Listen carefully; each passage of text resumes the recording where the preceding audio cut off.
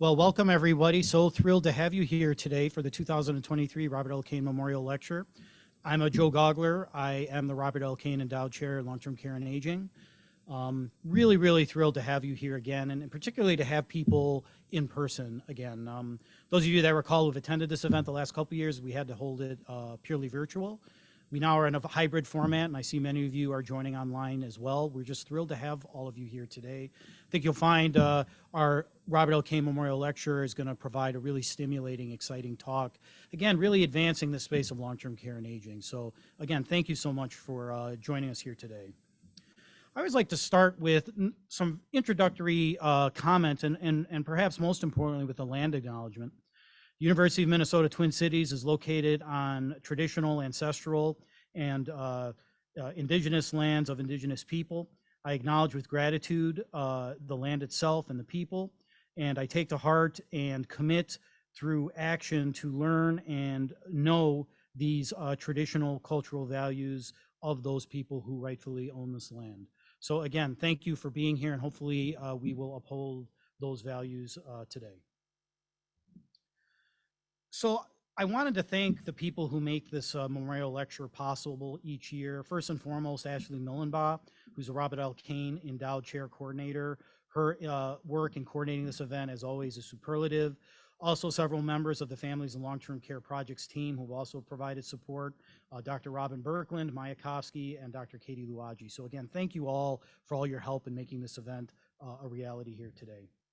And I also want to thank our sponsors, and we've been so thrilled that so many organizations, both here at the University of Minnesota and well beyond, have been willing to sponsor this event. It's really helpful to us to support our lecturers' travel, certainly the wonderful reception we're planning to have here afterwards, and also many other associated initiatives that are aligned with the lecture. You see them listed here: Care Providers of Minnesota, the Life Course Center here at the University of Minnesota, the Business Advancement Center for Health. Dr. Pinar was nice enough to help sponsor this year. You see the Martha Goodson Center, Ebenezer, who's been a longtime supporter of our work. A new collaboration we've established, the Association for Frontotemporal Dementia. Really thrilled to have them supporting us. Just came from their national conference this past weekend, and it was great meeting so many of the wonderful people there. And then, of course, Trellis, our local area agency on aging. So thank you all, and to all the sponsors. You know, I won't go through this in depth, but I always think it's helpful to really lay out for you what the goals of the Robert L. Kane Long-Term Care Chair is. I mean, it was originally called the Minnesota Long-Term Care Chair, and it was held by Bob Kane, really from 1990 through to 2017. And the mission of the chair now is really to serve as a catalyst to support initiatives related to aging science, and aging education, not only at the University of Minnesota and beyond. And the lecture is one way we do that, but there are many other initiatives as well. And we do this in the name of Robert L. Kane, who, as many of you know, was really a pioneer in health services research in aging here at the University of Minnesota. I very much encourage you to check out our website, and you can see for yourself some of the great initiatives that the chair is able to support. I've highlighted a few here. In addition to the lecture, we also hold our annual Caring for People with Memory Loss conference, which will be held, I believe, June 3rd this year. We have been coordinating for the last 3 years a very exciting internship program for students across the university who partner with our many collaborating organizations. Also, the Robert L. Kane Postdoctoral Fellowship, which is a major initiative. I'm very happy to note that Dr. Quinton Cotton from the University of Wisconsin is with us now for almost a year in his Robert L. Kane Postdoctoral Fellowship. Has been doing great work. I'm very excited to note that we have people from the University of Wisconsin in the audience today. Thank you for making the 5 to 6 hour drive. We really appreciate that. So this just shows where we fit in terms of the aging ecosystem at the University of Minnesota. There are many centers focused on aging here at the university. Time does not allow me to go into each, but again, making the point that the Robert L. Kane Chair is really designed to serve as a catalyst and a source of support for all of these centers, for all of these initiatives, so we can work together to advance aging science, aging education, aging practice here at the University of Minnesota. Last thing I will mention is we certainly will accept, not if not donations, sponsorships for any of our various initiatives. To learn more, feel free to contact me, visit our website. You certainly can scan that QR code as well. Again, we are always looking to expand the work we do. We support the Center for Healthy Aging and Innovation. We support our CDC-funded Bold Public Health Center of Excellence on Dementia Caregiving, as well as many other initiatives at the university. So your support will go to really helping the people behind many of these activities be as successful as possible. So again, thanks for considering that. So without further ado, I'd like to invite our memorial lecturer. This is Dr. Jennifer Wolff. I think many of you are familiar with Dr. Wolff's work. She is the Eugene and Mildred Lipitz Professor in the Department of Health Policy and Management, and also directs the Roger C. Lipitz Center for Integrated Healthcare at Johns Hopkins Bloomberg School of Public Health. She also holds a joint appointment in the Division of Geriatric Medicine and Gerontology, again at Johns Hopkins University School of Medicine. Dr. Wolff's research is pioneering. I've long followed Jennifer's work, really over the past, I hate to say this, Jennifer, last 20 years or more probably. I mean, many of us are familiar with her trend-setting work in the space of long-term services and supports in terms of harnessing national data sources to understand trends in how people utilize services and outcomes related to that service. So it was a very easy decision to name Jennifer our 2023 Robert O. Kane Memorial Lecturer. Specifically, her work focuses on care of people with complex health needs and disabilities, as well as applied studies and initiatives directed at better supporting them, as well as their family caregivers. She's authored close to 200 papers, 20 book chapters. She directs many very high-profile centers at Johns Hopkins, again, in this space of helping us better understand how can we leverage data to really achieve optimal outcomes for older people, particularly older people utilizing health services. And her talk today is really in this space, supporting care partners in real-world care delivery. So please join me in welcoming Dr. Wolff as our lecturer today. So before we start, I snuck this in so you didn't see it, Jennifer. We have a nice plaque for Jennifer here to really thank her for joining us as the Robert O. Kane Memorial Lecturer. And hang this up someplace nice, please, Jennifer. Thank you. One quick reminder that Ashley asked me and my team asked me to do. If any of you are here tomorrow and would like to meet with Dr. Wolff, let us know or let me know. We'd be happy to have you meet with her. She'll be joining us at least through half of the day tomorrow. And again, I know she would love to talk with you. And I don't want her to just have to talk with me all morning. So that would be nice. Thanks, Jennifer. Great. Well, I am tremendously honored to be here today to deliver this year's Robert Kane Memorial Lecture.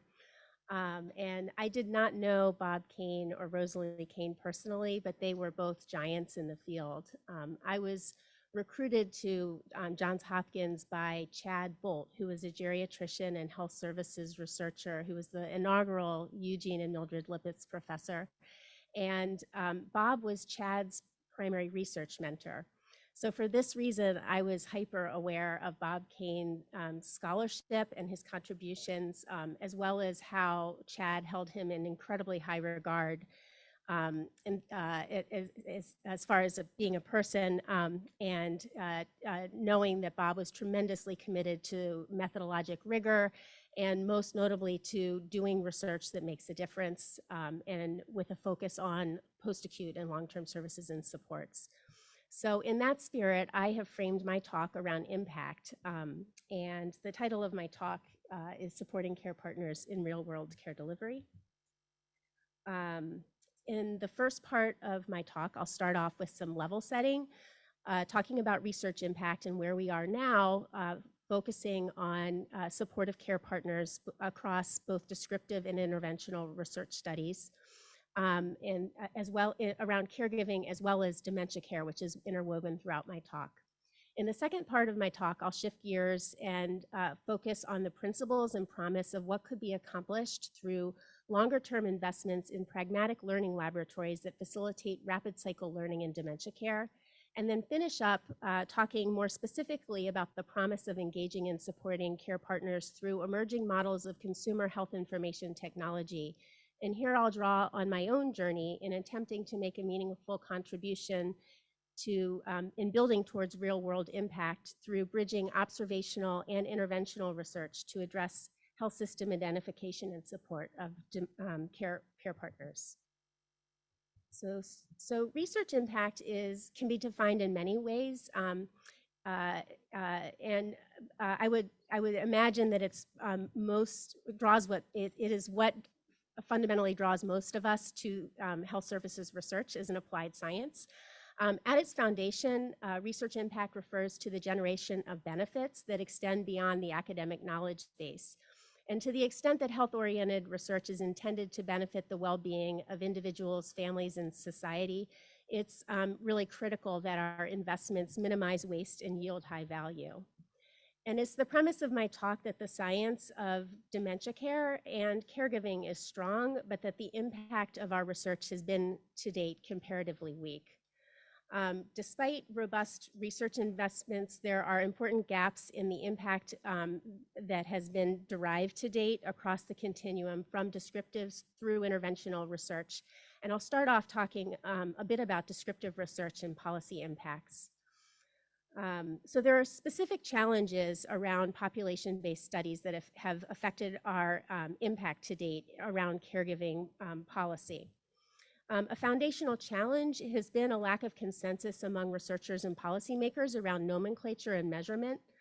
There's notable ambiguity in the terminology that we use to communicate what we mean, the definitions that we use to identify caregivers in our research studies, and a recognition that caregiving is highly heterogeneous and exerts both positive and negative impacts on wide-ranging outcomes.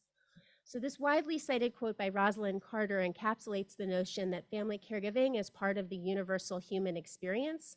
But the quote raises an important question, which is that if family caregiving is something that families do, does it matter that some people are more affected than others? And what aspects of caregiving issues should drive policy attention and rise to the level of intervention? The ability to distinguish family caregiving from normative interpersonal exchanges that occur within families is not trivial. This definition from Family Caregiver Alliance lays out well-established parameters in defining family caregiving, including a broader orientation than family as traditionally conceived, that help is provided for health and function reasons, and that the relationship is primarily personal as opposed to being driven by financial compensation. But it's important that the definition doesn't specify parameters that would be used to set up thresholds or criteria for eligibility in research or for programs and programmatic services such as hours of care or role-related impacts. Similarly, I want to acknowledge criteria that are never used in definitions are any notion of preparedness or competency that would be typical in establishing scope of practice for other types of health professionals in terms of role-related knowledge, skills, or competencies. And so a key issue is the heterogeneity of caregiving and a lack of recognition of that heterogeneity in the way that we communicate about caregiving in the lay media has diluted the impact of our work. And as a result, the evidence is often diffuse and hard to synthesize, and there are notable gaps in our shared understanding. And I'll just briefly touch on 3 examples of this. First, I want to acknowledge the important and notable investments that have been made in establishing national survey infrastructure that have really been foundational to our understanding of the experiences of family caregiving. But there's a lack of evidence or lack of consensus on some relatively basic information. Here we see the estimated numbers of family caregivers vary twofold across population-based surveys and age groups depending on recall period. And looking at the left panel, we see estimates of current caregivers to adults of any age fluctuate from about 22 to 40 million, whereas on the right, the estimates of caregivers to older adults fluctuates from 22 to 40 million using various recall periods. And obviously, having an agreement about some basic numbers is critical to understanding the size and characteristics of this workforce and quantifying their contributions, as well as thinking about the costs and the cost of training and support initiatives. Secondly, with respect to caregiving consequences, the mortality impacts of caregiving has been heavily emphasized in the lay media, drawing in large part on a 1999 JAMA study in which mortality effects were higher in a convenient sample of 76 spousal caregivers who reported strain in comparison with non-caregiving controls, and this is highlighted in red at the top of the panel. However, subsequent population-based studies and a meta-analysis by David Roth have not replicated this finding, and in fact, the composite effect of for approximately 3,500 caregivers, in fact, suggests lower mortality among caregivers than non-caregivers, recognizing there are important selection issues regarding who steps into this role. Similarly, the headlines in the lay media talk about a caregiving cliff, that there are fewer caregivers to assist a growing population of older adults with more extensive care needs. And certainly, as we look ahead to the aging of the baby boomers, that may in fact occur. But population studies do not bear this out to date. In fact, our team harmonized data from the 1999 and 2004 National Long-Term Care Survey and 2011 and 2015 National Health and Aging Trend Study to construct comparable samples of older adults and their quote-unquote primary caregiver based on who was providing the most hours of care. And we found, in fact, more available caregivers assisting a less impaired population of older adults over the 16-year period. And importantly, we observed incremental declines in the percentage of caregivers who reported substantial emotional, physical, and financial difficulty over the 16-year period, with the percentage of caregivers reporting use of respite roughly doubling over that same time period from 9 to 16%, which is consistent with the introduction of the National Family Caregiver Support Program. And I just want to acknowledge that John Mulcahy, who's here today, is second author on this paper. I think this was John's first peer-reviewed paper ever. It's really great to see John here today. So these are just a few illustrative studies demonstrating that the science of caregiving does not track with how it's portrayed in the lay media. And these three examples provide evidence of the lack of consensus about some basic information about the numbers of individuals who assume a caregiving role, the effects of providing care for caregivers' health, and how caregiver experiences have changed over the time. And the net result is that despite a robust research enterprise, the evidence is diffuse, difficult to synthesize, and policy progress to date has been relatively weak. And I'm just briefly going to touch on this in the next few slides. So given the lack of consensus in definitions and data, it's perhaps not surprising that a 2020 ASPE synthesis of the evidence estimated the economic value of caregiving varied tenfold from 63 to $642 billion. That's a lot of money. And a lot of, the variability is also notable, driven by variability in how many people are we talking about and how do we value their time. This translates to about $1,600 to $16,000 of value produced per caregiver, assuming a stable and conservatively high number of 40 million caregivers, as noted in my earlier slide. Importantly, the National Family Caregiver Support Program, which is the flagship federal program to support family caregivers, has been funded at about $150 million since its inception in 2001, although I believe it just went up to $185 million this year for the first increase since its inception in 2001. And this level of effort translates to roughly $4 of support per caregiver based on that same estimated number of 40 million caregivers. So if the fruition of the National Family Caregiver Support Program, which is an incredibly important contribution and program, but if that is an indicator of impact, then it's clear we can, and I would argue we must do better. So there also are notable gaps in the design of interventional studies that inhibit the impact of our work. The evidence base for interventional research has primarily been from small, disease-specific samples of at-risk caregivers, focused on a single primary caregiver, and have been conducted outside care delivery and without attention to subsequent scaling, with relatively few studies focusing on the outcomes and stakeholders that would drive subsequent adoption. And I want to say a few words about dementia just to set the stage for the rest of my talk for those of you who are not quite as steeped in the field, although I know many of you certainly are. So Alzheimer's disease and Alzheimer's disease-related dementias is an umbrella term for conditions that are caused by damage to neurons in the brain, and early symptoms include memory, language, and thinking problems. As the disease progresses, it affects function and the ability to perform daily activities like driving. Um, uh, Dementia can also lead to changes in mood, behavior, and personality. There are about 6 million individuals affected in the United States, and as many as 55 million worldwide. And with population aging, the numbers are projected to roughly triple in the coming decades without a disease-modifying treatment. Currently, there are no treatments that prevent or stop disease progression. And there are notable system-level gaps in dementia care that erode care quality and that amplify strain and stress for dementia care partners. And here I use the term care partners because this, I think, recognizes the fact that many people with mild cognitive impairment engage someone who is a partner in navigating the care delivery system.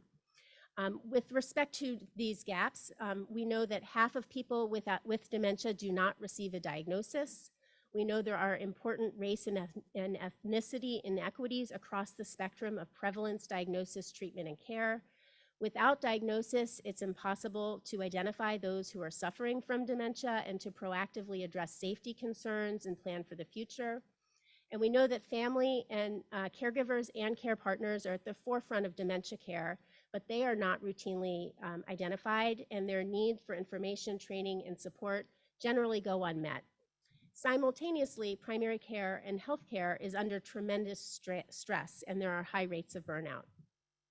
An example of the limited research impact can be found in the dementia space as evidenced by this very important 2020 ARC systematic review that was commissioned by the National Institute on Aging and led by the University of Minnesota Evidence Practice Center, including Drs. Mary Butler and your own Joe Gaugler. This report sought to understand the evidence for care interventions, non-pharmacologic care interventions for people with dementia and their caregivers and care partners, and to assess the potential for broad dissemination and implementation of that evidence.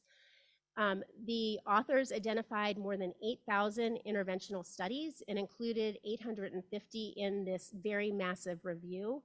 I'll note that the report includes more than 300 pages of appendices. The figure from the report recognizes that interventions can be examined at various levels, at the individual or family level that focus typically on skill building, education, the community level, thinking about dementia villages or collaborative care within care delivery settings, the policy level, thinking about paid family leave or new dementia care planning reimbursement codes, or the societal level, thinking about public awareness campaigns.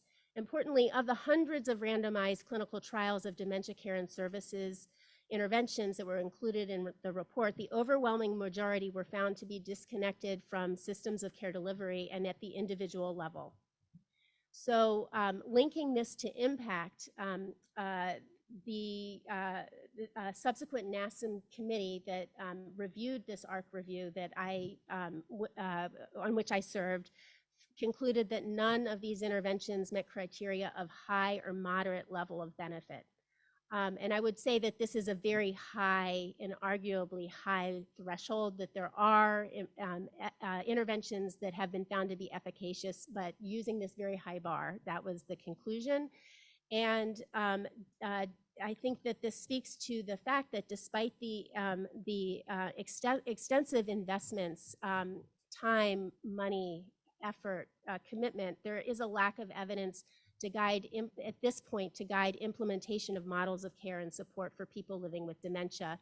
And I would say that this is problematic in that despite these considerable investments, relatively few have been disseminated into actual care delivery such that people with dementia and their family caregivers and care partners benefit. So in the next section, I'm going to focus on study design. It's a little wonky. I'm going to lay out a rationale for rapid cycle learning that draws on the aspirational vision of a dementia learning health system. So bear with me. So the traditional approach to dissemination has been to communicate evidence-based practice guidelines to practitioners at the end of a scientific pipeline, and I'm sure many of us have seen this schematic. There's, I think, strong agreement that the status quo of 17 years to turn 14% of research into the benefit of patient care is problematic, and that there's a need to do research differently.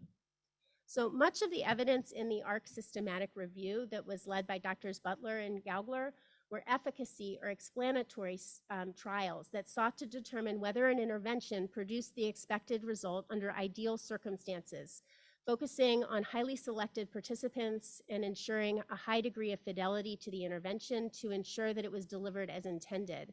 Because of the protracted period of setting up, enrolling, and following participants, the outcomes of explanatory trials, which are typically constrained by the 5-year investigator-initiated award period, are typically short-term. So these are typically shorter-term outcomes. The outcomes are typically identified by the researcher and agreed upon by a study section as being clinically relevant, but the outcomes are not necessarily the outcomes that would be picked to drive implementation. For example, an efficacy or an explanatory study might focus on whether a model of care improves caregiver quality of life and reduces burnout. But those outcomes would not necessarily be the outcomes that would be important to a payer. For example,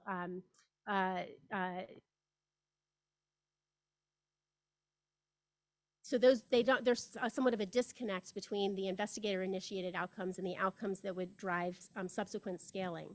And so effectiveness or pragmatic trials are meant to answer a somewhat different question, which is, does the intervention work in normal practice and in real-world settings?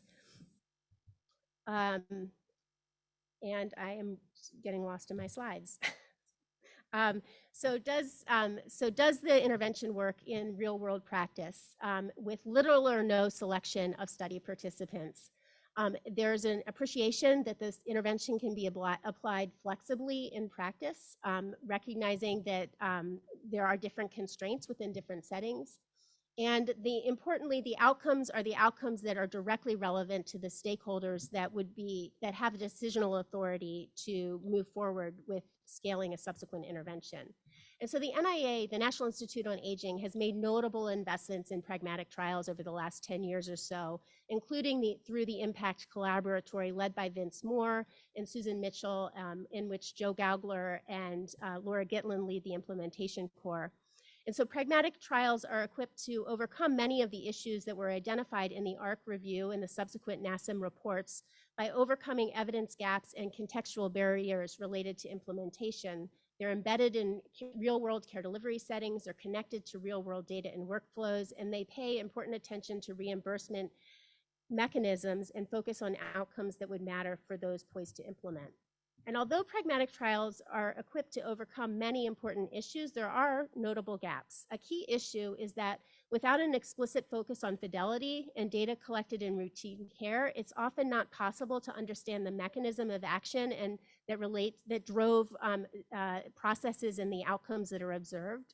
There also are important implementation challenges in that the implementation and the effects are often setting and context specific. So it's difficult to replicate and to take the effects of a pragmatic trial and know with certainty that if it's implemented across diverse primary care clinics, for example, the same outcomes would be achieved.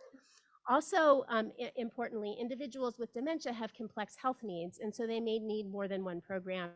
And I would argue, most importantly, there is often a long gestation of evidence, gaining evidence, often 5 to 7 years. So I'm currently leading two trials that are very similar, of similar models. One is an efficacy trial, and one is an effectiveness or pragmatic trial. And we've been at it for about 5 years. And we're still working on generating our final endpoints. So for those of you who are involved in behavioral interventions in aging, this figure is likely familiar. And for those of you who are not familiar with behavioral interventions, this is a graphical depiction of the NIA stage model, which was put forward initially in 2014 by Dr. Lisa Onken and has since served as the underpinning of the behavioral and social science interventional research portfolio at the NIA. And this is a non-linear model. It's recursive, and it's meant to compress the time between various phases of learning with reciprocal feedback loops between basic and developmental research, which is stage 0 and stage 1, with stage 3 through 5 studies that test the effectiveness, implementation, and scaling of a model. And the model posits that it's the work of the researcher is not complete until the intervention reaches its highest potency and is widely implemented in its intended population.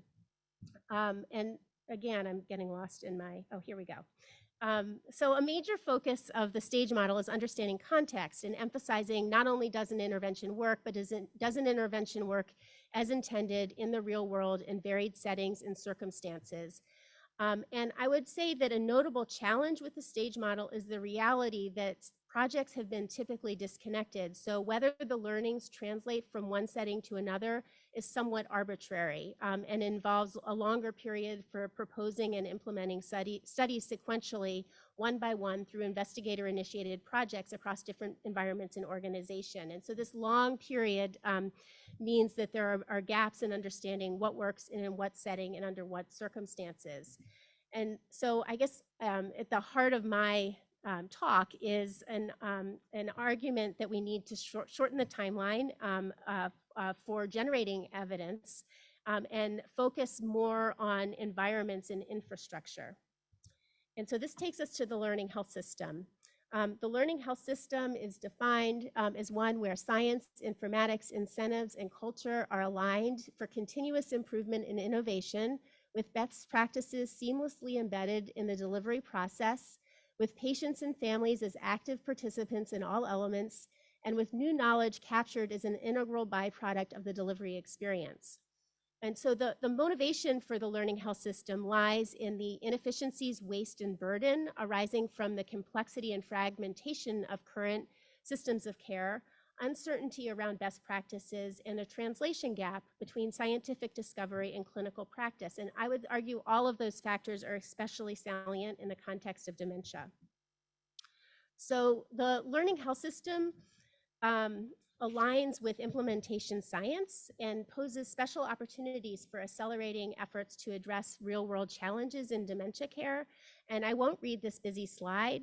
The main point that I want to make is that our understanding of dementia prevalence, inequities, and care experiences overwhelmingly relies on curated data that's collected in national surveys or analysis of de-identified administrative claims, and that these data provide insight about care gaps and the potential targets for interventions, but they're disconnected from the systems that diagnose and care for individuals, and are therefore poorly positioned to provide insight on how to overcome care gaps or actualize on the STAGE model, moving rapidly through the stages of research. For example, to rapidly scale a promising pilot across a health system.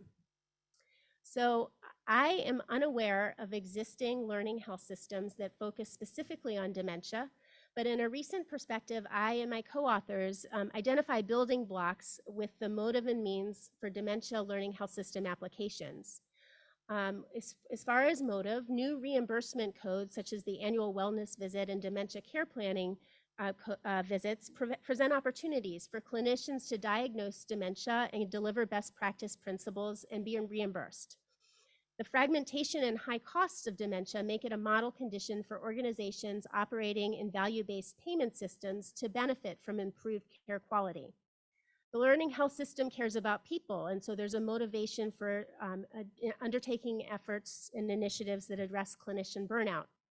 And in terms of the means, the spread of electronic health records, the development of population health offices within health systems with tools and technologies, and the introduction and interest in artificial intelligence make the dementia learning health systems seem potentially within reach.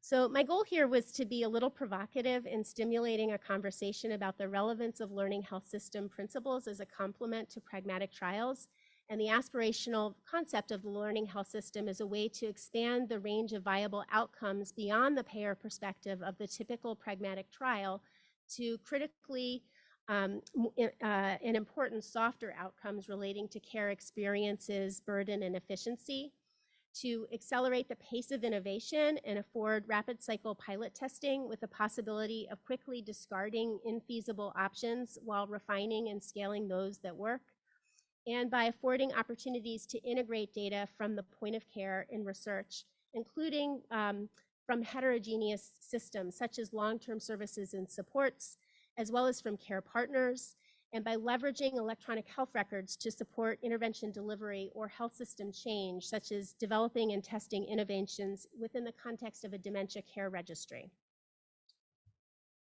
So in the last part of my talk, I'm going to focus on one aspect of the learning health system and dementia care that relates to opportunities to engage and support care partners within care delivery through health information technology applications. And this work has been catalyzed forward through the context of the NIA R35 mechanism, where we are now wrapping up year 2 of the award.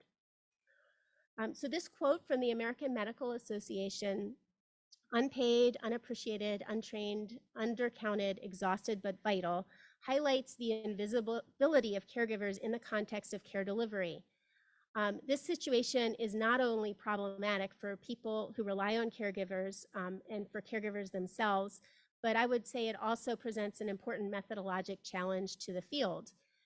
Because caregivers operate outside formally recognized provider practice, financing, and regulatory arrangements, their presence isn't systematically captured in a way that allows an understanding of what patients rely on a caregiver, how often the caregiver is involved, what they do, how their involvement affects care outcomes, and what benefits and value might be derived by translating evidence from research to policies and practices that bring about more explicit partnership and support. And I mentioned earlier that most of what we know about gaps in dementia care delivery are from curated population-based data sets. The same is true with respect to our understanding of caregiver and care partner experiences of care. And so national surveys provide unique opportunities to assess the status quo. I have a special connection to and appreciation for the National Health and Aging Trend Study and its linked National Study of Caregiving. And this survey platform has an exceptionally well-characterized sample of about 8,000 older adults that's drawn from Medicare enrollment files. The NHATS oversamples within older age groups, and as well as racially Black older adults. It's conducted annually, and it's the only national survey platform that fields a survey to family and other unpaid caregivers, not just a primary caregiver.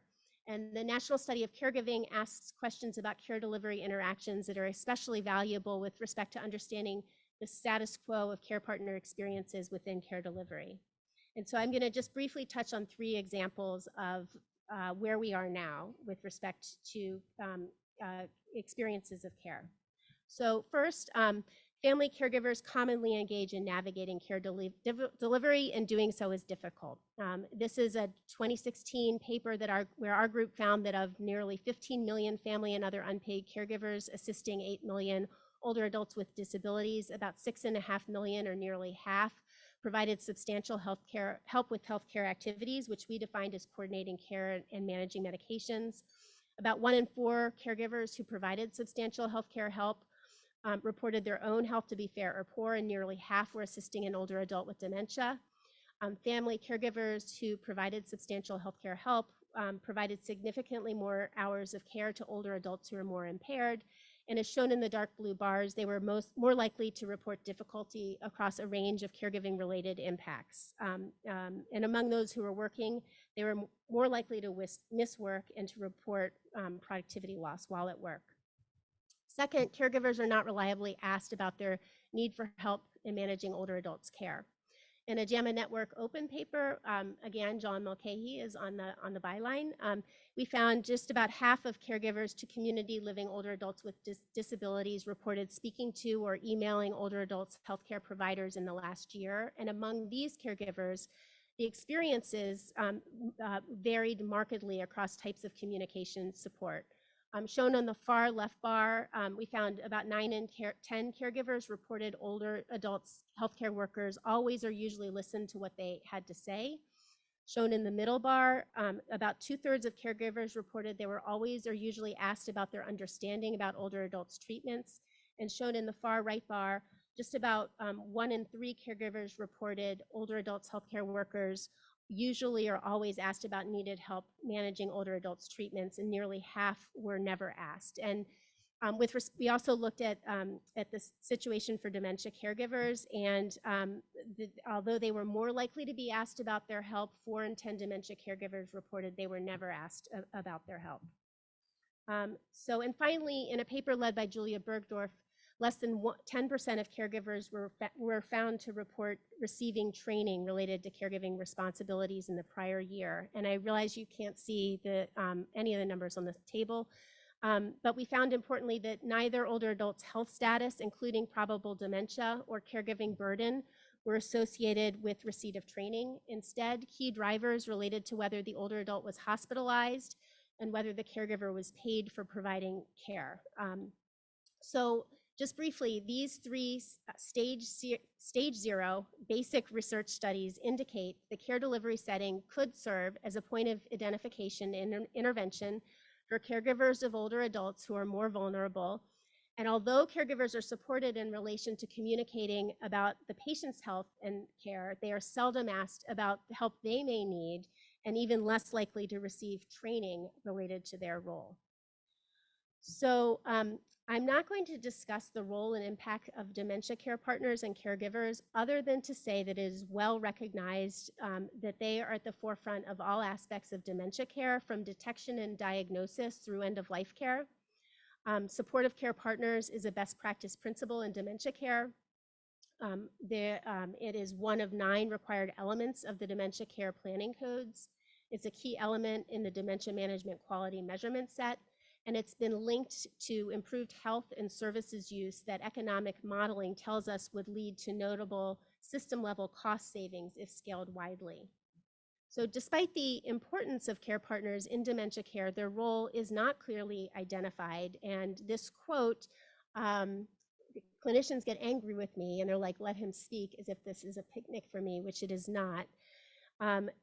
Sort of captures the challenges of the lack of the defined role of care partners when they are navigating the care delivery system with respect to face-to-face and electronic interactions, which too often leave care partners in an adversarial position with respect to advocating for the patient, having a voice, or even being able to access information about the patient that they need to provide care at home or to communicate with other care providers. So the patient portal, I'm going to spend the remainder of my talk really focusing on the patient portal. Is an electronic platform that I'm sure many of us are regularly use. It allows patients to view sections of their electronic health record and perform health management tasks. It's increasingly widely available and used throughout care delivery as an engagement tool. And it importantly puts patients and families in the driver's seat. So shared access functionality exists in many health systems and is available through many EMR vendors. It allows patients to register a trusted family member or friend to access the patient's health record with their own identity credentials. So the care partner has their own login and password. And this is important in that extending care partners their own identity credentials respects patient preferences and facilitates appropriate information access for family members. It's increasingly important in the context of novel applications that allow patients to upload legal documents and complete surveys. It is also important in that it allows clinicians to understand who it is that they're electronically interacting with when it is someone other than the patient. In a recent scoping review of the peer review evidence related to care partners' use of the patient portal led by Kelly Gleason, we found that shared access registration is remarkably low. All of the included studies that examined electronic medical record registration from health systems found fewer than 3% of patients have formally registered a care partner. However, studies that mined patients' messages or emails through text analysis found care partner messaging using using the patient identity credentials is much higher. We found that about half of the studies ranged from 20 to 60% of care messages being authored by care partners, depending on the patient population. We found that shared access registration was not surprisingly more common in subpopulations who need help managing, navigating the care delivery system due to poor health or lack of technology experience. Importantly, in qualitative studies, care partners and patients overwhelmingly voiced benefits of shared access, but this was primarily in qualitative work. And then sort of going back to national data, a recent paper led by Julia Bergdorf drawing on the linked NHATS NSOC platform focuses on how the portal is reportedly used among community living older adults with disabilities and their care partners and caregivers. And she found about 1 in 10 older adults in blue were the sole portal user. 3% reported being joint users, both the patient and the care partner reported using the portal. 14%, in 14% of cases, it was the caregiver / care partner who was the sole portal user, and in 74% of the cases, there was no portal use. So sort of to set the stage, we get different information depending on the frame, whether we're looking at a health system or a national survey. But regardless, it's clear that portal use is on the rise coming out of the COVID pandemic, and that it is a major challenge for clinicians. We know very little about portal use in the context of dementia. So a forthcoming paper led by Kelly Gleason examines 5 years of portal activity for a cohort of 50,000 older adults who were established patients in primary care at our own health system. And here I'm showing descriptive metrics of portal use, contrasting about 3,100 patients with a dementia diagnosis in purple and 46,000 older patients without dementia diagnosis in white. And the key issue in the in the left and middle bar is that being registered for and having an active account as defined by logging into the portal is virtually the same regardless of dementia diagnosis status. Looking on the far right, we see that people with dementia are 3 times more likely to have a registered care partner, but rates are low in both groups. For the same cohort, we examined portal use around the time of dementia diagnosis, looking at 3 metrics, looking at portal messaging in orange, looking at sessions, login sessions in gray, and a ratio of sessions to medical encounters in blue. And for all 3 measures, we find significantly more portal activity after receiving dementia diagnosis as compared to the 12 months before. And in a companion paper now under review, we manually examined the secure messaging threads and found that 2/3 of the threads of patients with diagnosed dementia were authored by care partners, 95% using the patient's identity credentials. So this information collectively suggests that although people with dementia have been largely excluded to date in health information technology applications, that they and their care partners find value in the use of the portal, and that this merits system level initiatives and attention. So systematic engagement of care partners in the context of the learning health system and the portal hold promise for overcoming a range of system level challenges in dementia care. And this is a schematic that was developed by my close colleague, Kate DeRoche, who has been a thought partner in a lot of the work that we're doing around the patient portal. Where we display the continuum of innovation from existing functionalities to novel functionalities moving up the pyramid that could be pursued to more effectively engage and support dementia care partners. At a basic level, simplifying registration processes and workflows for shared portal access, such as at the time of diagnosis, could help care teams know who the person living with dementia has chosen to involve in their care, including capturing the reality of shared care with multiple involved care partners registered for the portal.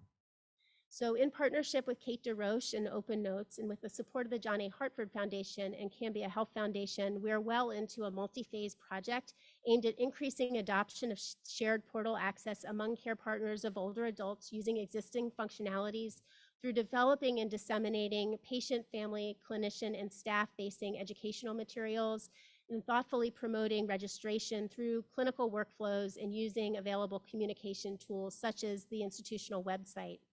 We've been working with 5 clinics from 3 geographically diverse organizations, all of which are really forward-thinking innovators, very committed to this work. And we, in an 18-month planning phase, developed public awareness campaigns that we've been implementing throughout a 36-month demonstration to both qualitatively and quantitatively evaluate the effects of the campaign.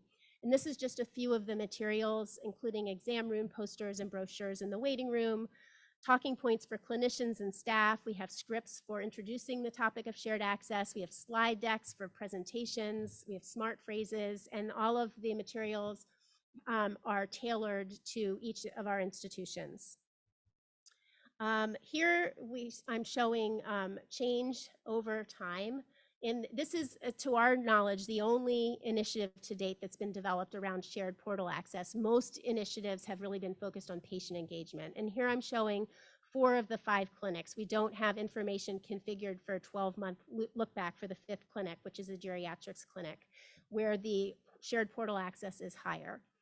So the main takeaways are that the rates of shared portal access at these 3 institutions and 5 clinics are highly variable, with large differences by type of setting. The geriatrics clinics and service lines are much higher than primary care, which are the 3 lower lines.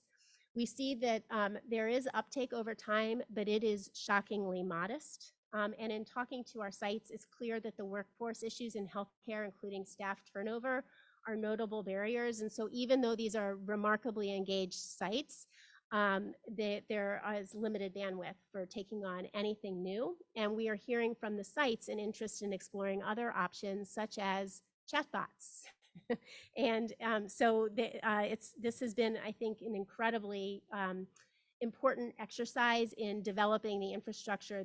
There's a strong commitment for moving this work forward, but there's a recognition that educational and awareness, public awareness alone is likely not to drive market change here. So moving up this pyramid, one or more care partners have been registered for the portal, a range of existing functionalities can be used to facilitate greater awareness and knowledge of patients' health and treatments, and as well as the ability to act on patient and care partner generated content through embedding standardized screening and assessment instruments within the portal as an efficient way to identify care partners' perspectives and needs. So this can include print and video education, tools, resources such as post-diagnosis anticipatory guidance, behavioral safety and communication educational materials, and information to referrals about, for example, legal and financial planning. And through the R35, we've been working closely with Hillary Lum at the University of Colorado in piloting a variety of portal-based innovations in the geriatrics clinic, including an electronic pre-visit agenda setting, a checklist, R notes, that focuses on understanding when and who is completing at this agenda setting in advance of a medical visit, as well as administering surveys through the portal to understand care partners' experiences of care. And then finally, with the support of the Ralph C. Wilson Foundation, Kate DeRoche is leading an R Notes project that specifically focuses on identifying care partners in clinical settings and connecting them to resources. So 2 days before a clinic visit, patients are asked to log onto their portal account and to complete 3 questions to assess how they've been since their last visit, what do they want to talk about in the visit, and if they have caregiver responsibilities. And patients with caregiver responsibilities are given a link to the Caregiving Intensity Index, which is a brief survey that provides individuals with feedback and an overall score and a color. And if they're in the red zone, then it's sort of a flag that potentially they should be looking for help. And the individuals who respond are also provided with links to resources in the community where they receive care. And this is just showing a little bit about the Caregiver Intensity Index. It takes about 2 minutes to complete. And so far, this is again a multi-site demonstration, and there's a lot of variability across the sites as far as the percentage of individuals who identify as a caregiver, as well as those who complete the survey who are identified as being in the red zone. And again, I think really speaks to the importance of context in doing this work and really understanding not just the intervention, but how does the intervention intersect with the environment and the and then finally, at the top of the innovation pyramid, technologies such as artificial intelligence have a range of exciting capabilities in identifying and acting on patient and caregiver generated information. So two quick examples of how artificial intelligence could be deployed in the context of a dementia learning health system include um, uh, recognizing the ambiguity in identifying who is sending messages paired with workflow and staffing challenges in primary care.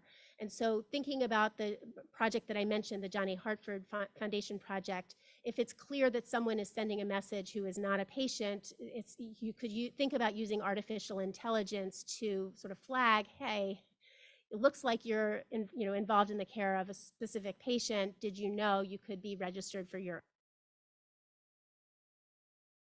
there is the potential for thinking about identifying and acting on non-medical concerns when appropriate. And Kelly Gleason, who's part of our group, was recently awarded funding by our Hopkins Economics of Alzheimer's Disease and Services Center to build a rule-based algorithms to identify care partners as well as non-medical concerns and needs that are raised within the context of portal messaging of individuals with diagnosed dementia so that they potentially could be provided with automated resources and also potentially help with some of the issues that we've been hearing about around clinician burnout. So I just wanted to note that the work that we're doing around care partners and health information technology within care delivery settings really embodies the STAGE model in that, for example, we are now implementing a stage 4 effectiveness demonstration in the real world to evaluate whether a public awareness campaign increases uptake of shared access. And based on our experience, we're moving both towards stage 1 intervention generation in terms of thinking about intervention generation and thinking about refinements such as chatbots and potentially pairing our work at the time of an annual wellness visit when there's more time to think about uptake of shared access and registration. But we're also moving towards dissemination work to raise awareness and motivate broader change. And I just want to end talking a little bit about the Coalition for Care Partners, which Kate DeRoche and I launched last summer as an umbrella for the related initiatives that we're working on in this space of supporting caregivers and care partners through health information technology. And this really is focused on building momentum, awareness, and community that we aspirationally hope will drive more explicit recognition and support of care partners through health information technology. Our website is at the top, coalitionforcarepartners.org, where we summarize ongoing activities and projects as well as our broader team. And I just, in addition to sharing information about research and demonstration projects, we have launched a learning collaborative that meets quarterly as a convening to bring together electronic medical record vendors, care delivery organizations, as well as patients, families, and clinicians with an interest in better supporting and more explicitly engaging care partners through the portal. And this is an active and engaged group, and I invite all of you to join. And so I just am going to end with a more future-focused note and say I do think that there is a lot of reason for optimism, for reasons beyond spring being in the air and being with all of you in person here in Minneapolis on the tail end of the pandemic. But from my vantage point, it seems like the pace of innovation and funding opportunities and interest is really accelerating in the dementia space and in the caregiving space. So maybe putting them together will result in an interaction. I just want to flag as one example, the National Institute on Aging has a new funding announcement entitled Alzheimer's Disease and Alzheimer's Disease-Related Dementias Real-World Data Platform, with a hefty budget of $50 million a year over 5 years, really focused on thinking about how do we inspire change by linking electronic medical records and bridging, the available data to make a sustained change and address some of the care gaps that I mentioned earlier around dementia care. In parallel, I want to acknowledge that we have the first ever national strategy to support family caregivers, which was issued last fall. And this has 350 identified actions across 5 goals. It's been supported by a variety of private foundations and advocacy organizations who are joining forces to focus on implementation. And I feel like this, in parallel with the recent executive order by Joe Biden, seems like a lot of reason for optimism in thinking about the potential of having a national forum to overcome barriers that have previously inhibited our shared understanding and the ability to bridge research with policy and practice. And so I'm going to end there. I just want to leave this slide up for a few minutes at the start of Q&A to gratefully acknowledge that I am ever so fortunate to be part of a phenomenal team science ecosystem with wonderful colleagues from various teams. And I'll stop there. Thank you.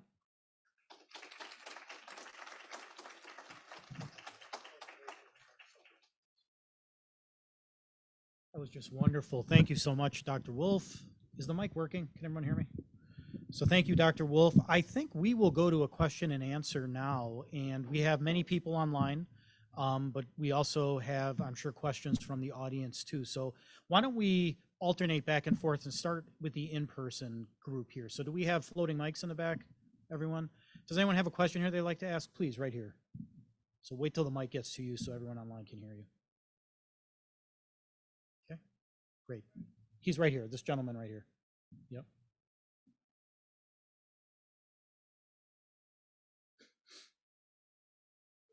Yes. Yep. Thank you for your patience, everyone, with the technical stuff here. Yep. Perfect. Okay, please go ahead. I'm not quite sure my question's worth all that trouble, but fascinating talk.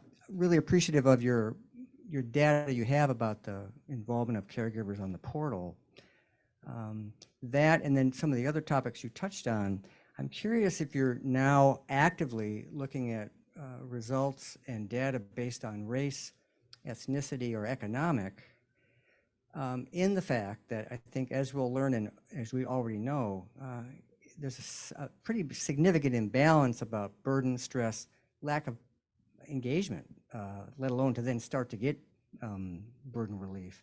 So I'm curious about any work you're already done or what you would plan to do in that space about a caregiver population with a race, ethnicity, and economic lens. Yeah, I really appreciate your talk. It's so important. And it is true that there are, like, the digital divide is real. I cannot recall off the top of my head the differences at our own health system around race, but it's clear on the caregiving front that racially minoritized groups tend to provide care under really challenging financial situations, more likely to provide care under challenging financial situations and to provide higher levels of care. And a variety of national data sets indicate that there are important gaps in terms of access to broadband internet. One of our, in another project led by Sophia Okoye, we found there were no race differences for people who were registered, who were using the portal, but there is an access challenge. And I think that it's, we are unlikely to be able to overcome all of the needs of populations through HIT, but I think that being attentive to who is able to use the portal and offload, when possible, clinic staff time. For example, if we can use the portal to do annual wellness visits, one of my colleagues, Danielle Powell, is interested in thinking about, can we use the portal to around the time of the annual wellness visit? And if we did, that potentially would reduce, would offset staff time for folks who do not have access. And so I think sort of thinking critically about where we can gain efficiencies with a real work, like with a very much an equity lens, is important, because it will allow us to have additional resources and time to be able to overcome access gaps for people who do not have access to technology, where there's more likely to need staff time and support. I don't know if that answered your question or not. Let's go. Do we have a good online question, Katie? Hello. Okay. Terry says, thank you for such a stimulating presentation. To what extent do we develop our interventions based on models that fit with research grants instead of the underlying issue or the systems in which they should operate? Yes, no, I agree. I agree. I think that's, at the heart of what we need to think about how to overcome. And so, thinking about doing research differently, and sort of if we were able to invest in, so for example, the NIH has, 5-year center grants that are around specific topics.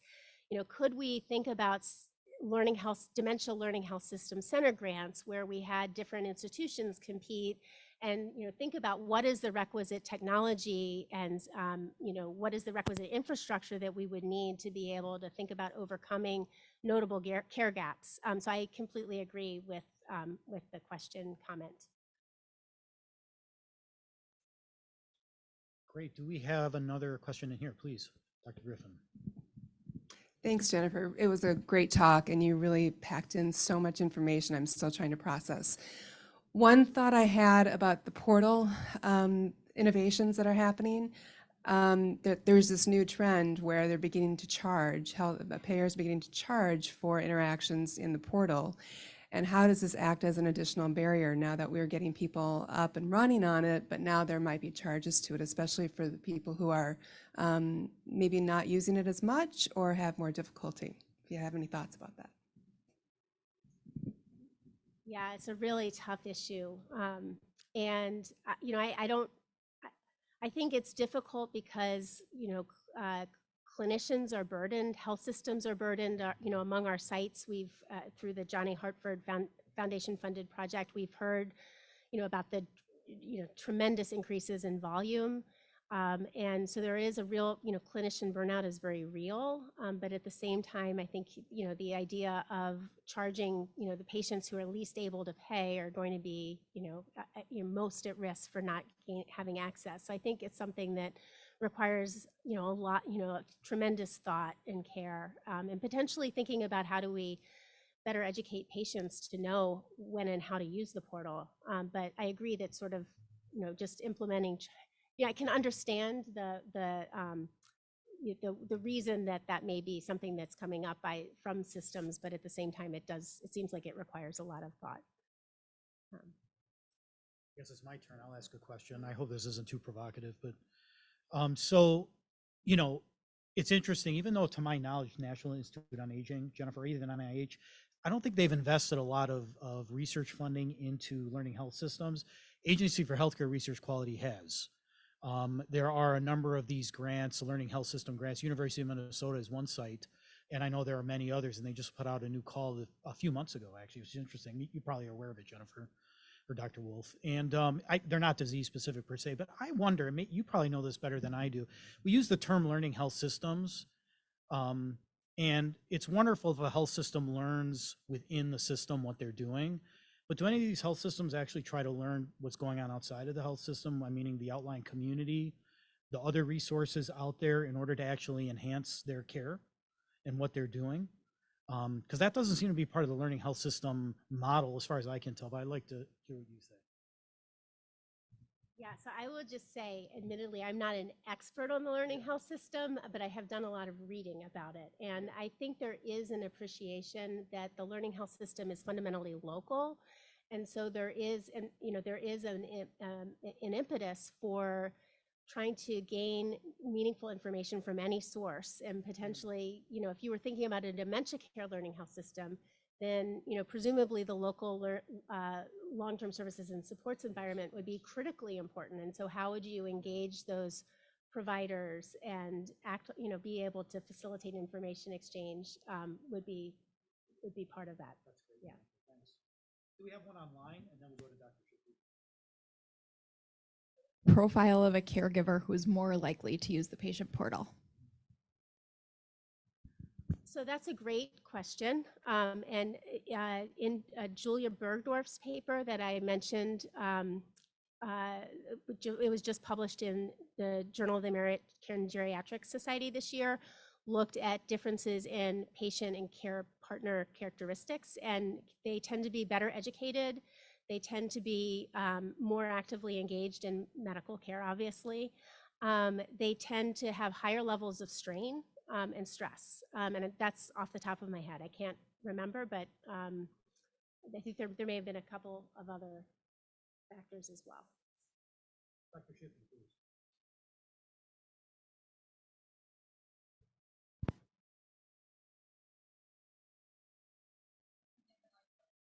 Working. Is it? Okay, great. Thank you, Jennifer, for a very interesting presentation. I am intrigued by several aspects of it, but I think a lot of our questions have focused on the portal. So I'll ask the question about the portal too. So the work by Bob and Rosalie Kane and my own work also shows that often, most of the time actually, care partners and the person they're caring for don't agree on the same goals and preferences. And so when I saw your data about the proportion of care partner and person with cognitive loss using the same portal, or sometimes the care partner using it instead of the older adult who is receiving care, I guess that raises a question for me about ethics and representation and quality of life, and what happens when the person with memory loss doesn't agree with what their care partner is describing as their goals, preferences, and needs. Can you talk about that and how that sort of is represented in your work? And really, what do you see as the future of the care portal use that honors individual privacy, but also includes care partners? Thank you. What a great question. Thank you. So the issue of who has information access is a little thorny, and I have heard different things.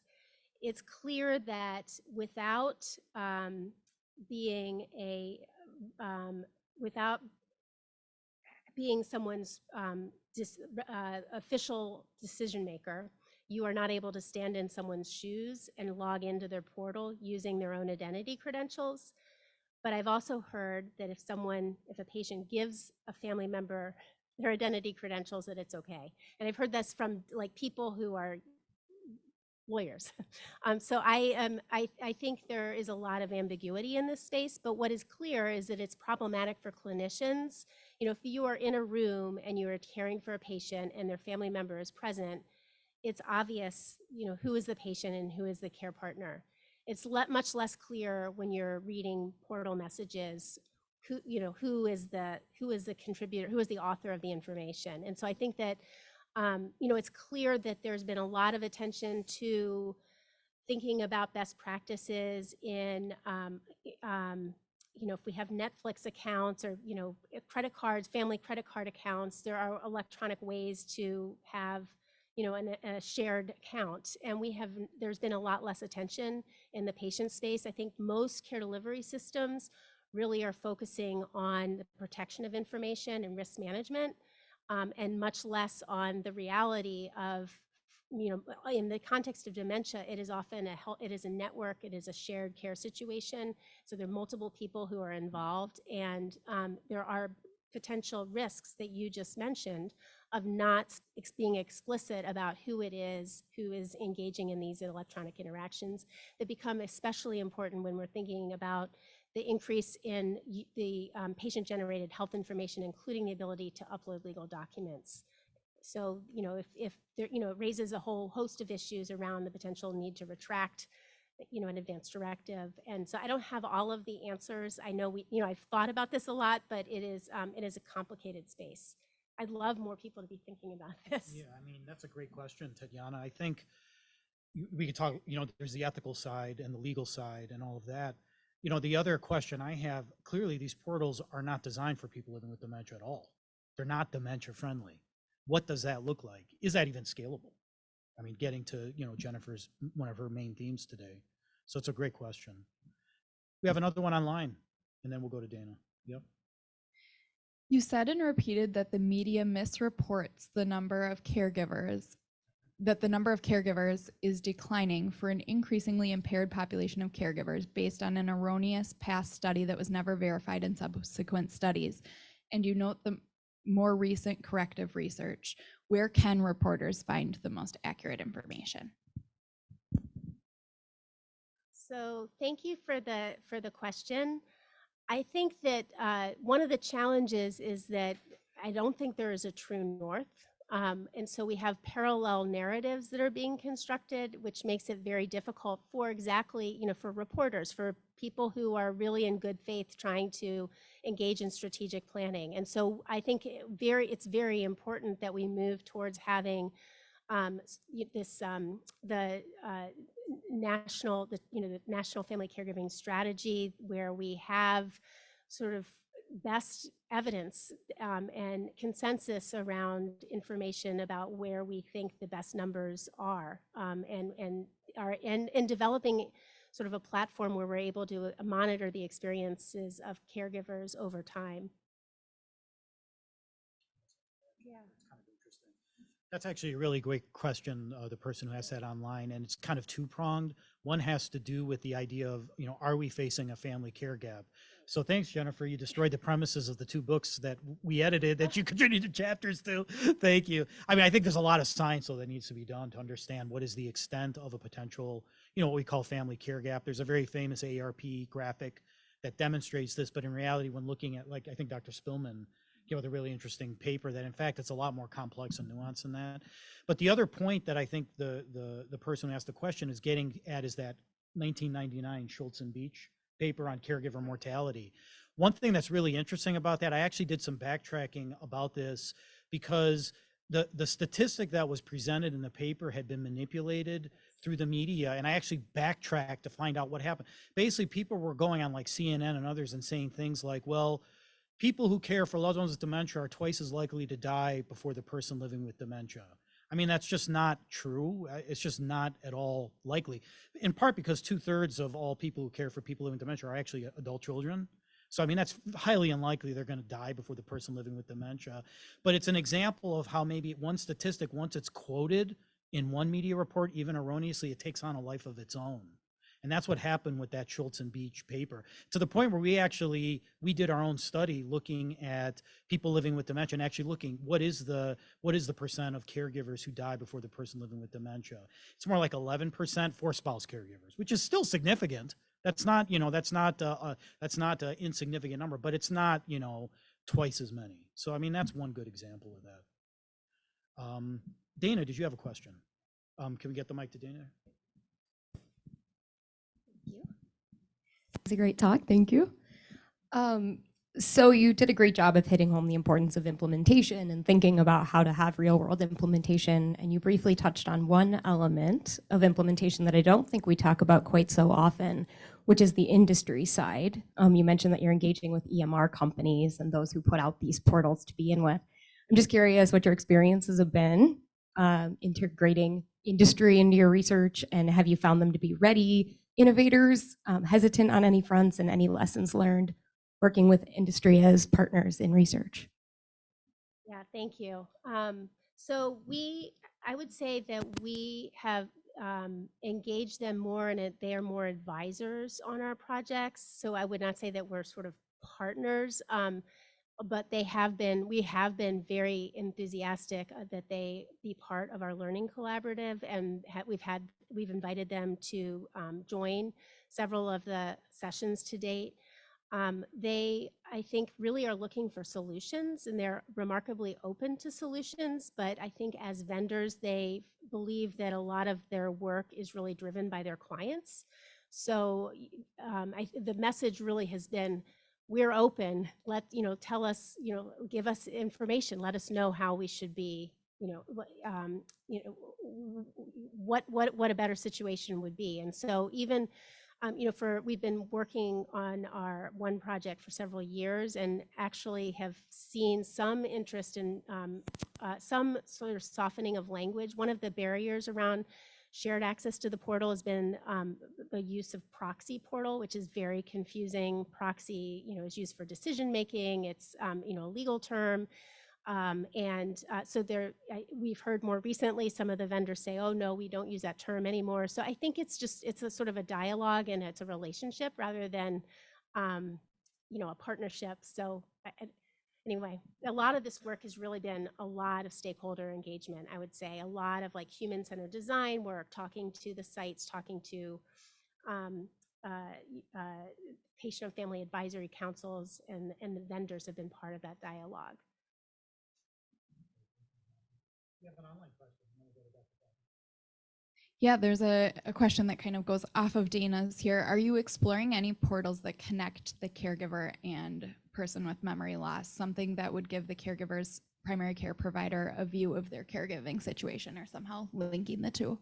Yeah, what a great question. And our work has not. Our work has really focused primarily on the care delivery system side and the portals that are in use by care delivery systems and clinicians, but there is a lot of work that has been done that's specifically on that topic. Whoever they are wants to write to me, our team found many sort of dementia care, dementia portal interventions, and there is a whole literature around dementia and technology that sort of falls outside of the work that we are doing. Dr. Cobb, please.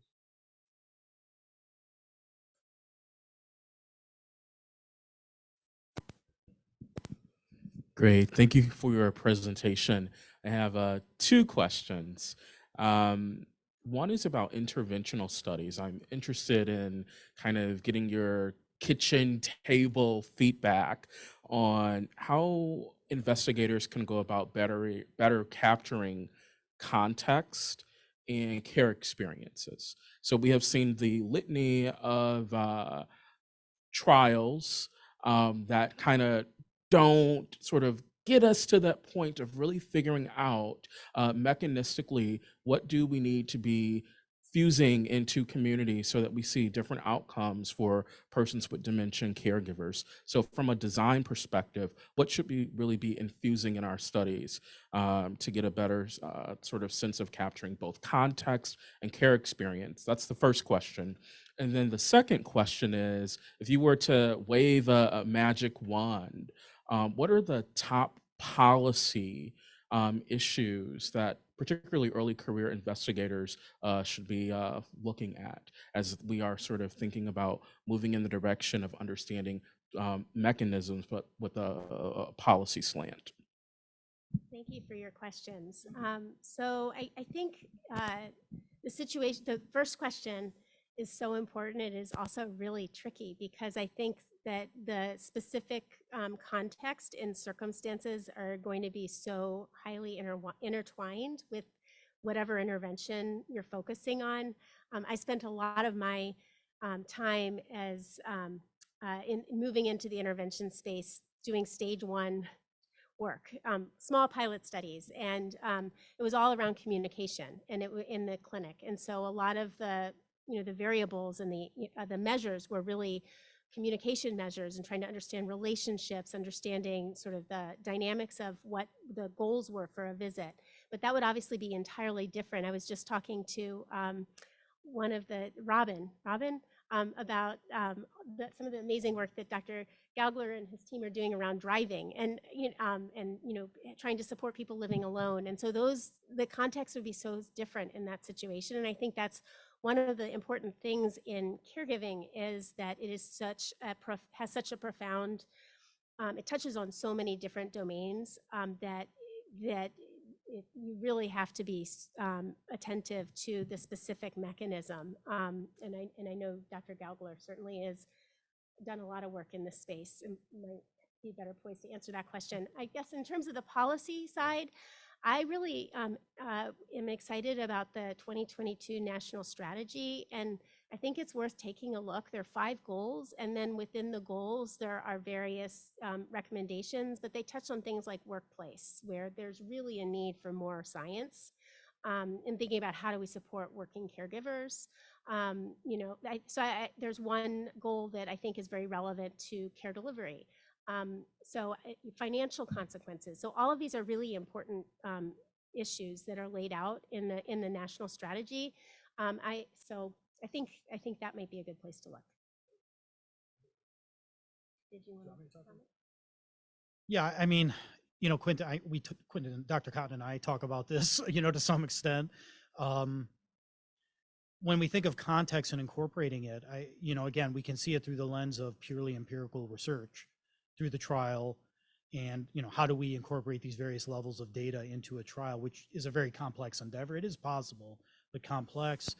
To other, and you're probably going to know my answer, Quentin, through other types of methodologies that can give us some insight of an intervention to maybe influence whether it benefits somebody or not. One of the big issues I have with reports like the HRQ report, and again, admittedly, I was the second author on it, so I'm criticizing myself to some extent on this, is the focus is so much on, okay, what did the data show us? What were the outcomes? What were the results? Extracted, pooled, no effect. Do we have any idea under what circumstances those interventions were or were not working at all? That's noticeably absent in that report. And when you're talking about implementation, you're talking about scaling interventions at the outset to work.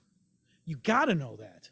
And I think it really requires a broad methodological tool set to do it, like qualitative methods, mixed methods, other types of approaches. And again, I mean, Quinn, you've heard me say this before, but I mean, I think it's worth repeating. So are we on online next? Yes, online. Do we have some good questions? We do. Do you think the Alzheimer's Association mantra, care today, cure tomorrow, misses the point that we need more caring societies now and forever? If we pay enormous sums for marginally efficacious and potentially harmful drugs, is not the missed opportunity to improve public health and care huge? Wow, what a great question. Thank you. Can you out of curiosity, who asked that? And I want to know if I was right. I think we could say that. So. Peter Whitehouse? I knew it. I knew it. Thank you, Peter, for being here again. Please. Yeah, I mean, I love your question. I agree. Well, I mean, I agree, except for if there was a cure, wouldn't that be amazing? So I feel like we need both. But we need to, I guess, pay equal attention to the care. I think they need to be more balanced, I guess, is what I would say, because certainly, if there was a cure for Alzheimer's, that would be, amazing. But in the absence, I think we need to do a better job of I guess, appreciating the importance of care and caregiving. One of the statistics that Dr. Wolff mentioned that really resonated with me, because I've looked at this too, was the amount of funding for the National Family Caregiver Support Program, for example. It's been $185 million. It's gone up modestly over the past few years, but when you consider the number of caregivers that might be in need, it's substantial. Contrast that, and again, I'm not criticizing the VA, but the VA's caregiving program. They get over $1 billion a year to serve, I want to say it might be 36,000 caregivers. The VA's model is the gold standard. It's a Cadillac. I think, Jennifer, you would agree. I mean, it's a wonderful program. It's tremendous. But right-sizing those things, I think, would be important. And so, Quentin, getting to your question about policies, that's one right there, I think, that deserves attention. So, do we have more questions in the audience? Yes, please, right up here, and then we'll go back there. I think what we'll do here is this question, we'll do one more online, and then I think we're done. But please, anyone who has additional questions for Dr. Wolff, please, she'll be here. So. So as we think about all this abstract and philosophical and things that seem very big and beyond us, for people that are clinicians, what's a question that we need to be asking our clinic that we work in to say, what can we be doing differently right now?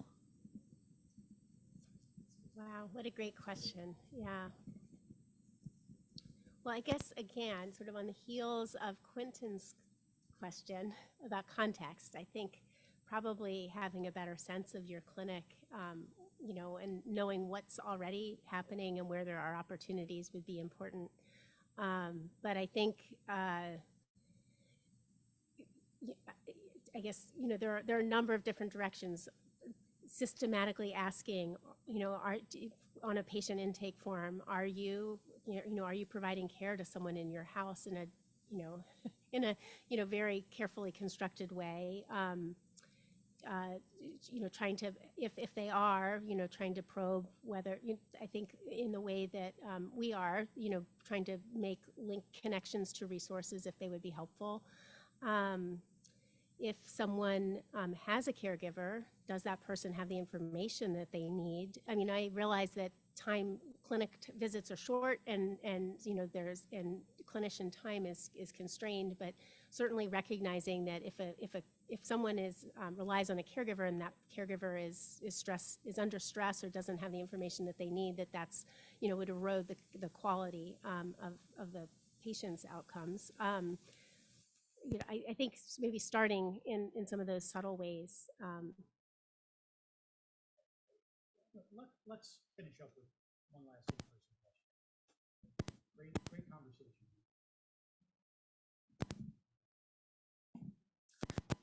Really appreciated the talk as well.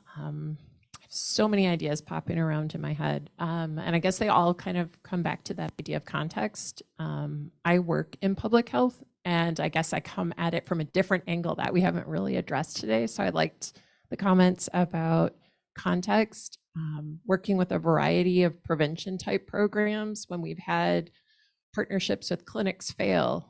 One of the things that keeps coming up is, well, I don't have anything to refer someone to. What do I know about resources in the community? So I'm just curious, like, what's the parallel to the learning health system that exists in the community, right? Like, how do we need to structure those resources so that we're being efficient with them? We're not reinventing the wheel, but we're still leaving flexibility for differences based on geography or the populations that are being served. Gosh, well, I feel like, so there is the aging network and the aging and disability resource centers, and I feel like actually Dr. Gaugler is probably the better person to answer that question. But yeah, I mean, yeah, I think you probably have more. I don't know about that. I doubt that. It's a great question, though. So what is the parallel to the learning health system outside of healthcare systems? You know, it's going to be a hodgepodge. Part of it, I think, is influenced by, again, how services are structured and financed and paid for. So my first answer when you ask that question is, one parallel has been with public health itself. Departments of Health through the BOLD Act, the Building Our Largest Dementia Infrastructure that was funded through Congress at the end of 2018 is now being implemented within around 43 states or so. And, you know, they have basically been establishing, I would argue, very similar to ECHOs, you know, learning collaboratives around the space of dementia as a public health concern, dementia caregiving as a public health concern. However, a big challenge, I think, when you're looking at it on the ground, particularly in the States, is often the Department of Health might be siloed from the aging service network, like the AAAs. How do you overcome those barriers? Traditionally, they've worked not necessarily hand in hand, where many states, particularly Departments of Health, will say, dementia is not our problem, that's a AAA thing. But in fact, it is. And I think if you saw, certainly from Dr. Wolff's presentation, this is a issue of public health import. How can public health bring tools to the table to help advance not only area agencies on aging or aging service network work, but also this Raise Family Caregiving Act? You know, you have these 350 recommendations, they have to be implemented. For that to probably work and take root, it can't just be implemented in AAAs. It has to be implemented across different sections of those who come into contact with people living with dementia and those who care for them, or really older people living with any chronic condition. So everyone, please join me in thanking Dr. Wolff. What a wonderful presentation and Q&A. Thank you so much, Jennifer. Thank you to all of you that were online. Again, great questions, great comments. For those of you that are here, please help yourself to some food in the hallway. We also have drinks here too. And again, thank you everyone for your time today. Really appreciate it. Thanks, Jennifer. That was just wonderful. Yeah.